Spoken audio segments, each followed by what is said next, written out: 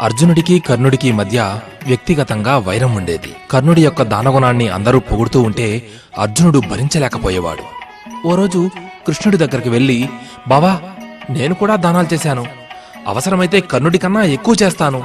అయినా నన్ను ఎవరూ గుర్తించడం లేదు. అందరూ ఆ కర్ణుడి దానగుణాన్నే పొగుడుతున్నారు. దీని వెనుకున్న కారణమేంటి అని అడిగాడు. అప్పుడు అని చిరునవ్వుతోనే కృష్ణుడు సమాధానం చెప్పకుండా ఊరుకున్నాడు.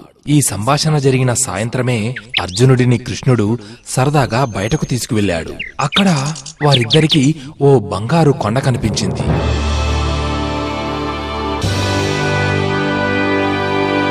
దాన్ని చూస్తూనే అర్జునుడు ఆశ్చర్యపోయాడు. అప్పుడు కృష్ణుడు అర్జునుడి వైపుకు చూసి, అర్జునా, ఈ బంగారు కొండను దానం చెయ్యి. అప్పుడైనా నీకు కర్ణుడి కన్నా మంచి పేరొస్తుందేమో అన్నాడు. వెంటనే తన సేవకుల చేత చుట్టుపక్కల ఉన్న గ్రామాలందరికీ బంగారం దానంగా తీసుకోమని దండోరా వేయించాడు అర్జునుడు. ఇంకేముంది, ఆ వార్తను విన్న అన్ని గ్రామాల ప్రజలు రావటం మొదలుపెట్టారు.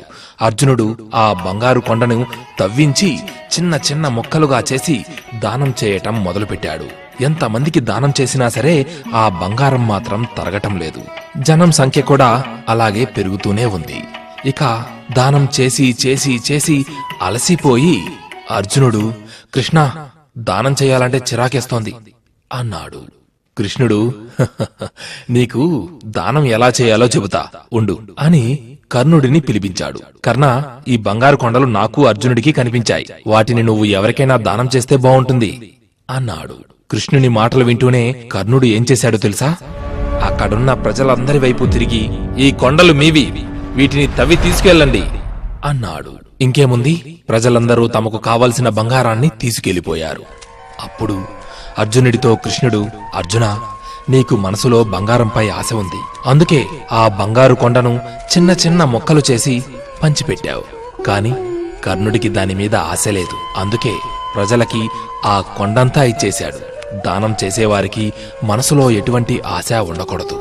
అప్పుడే ఆ దానం ఫలిస్తుంది అని అర్జునుడికి కృష్ణుడు బోధ చేశాడు.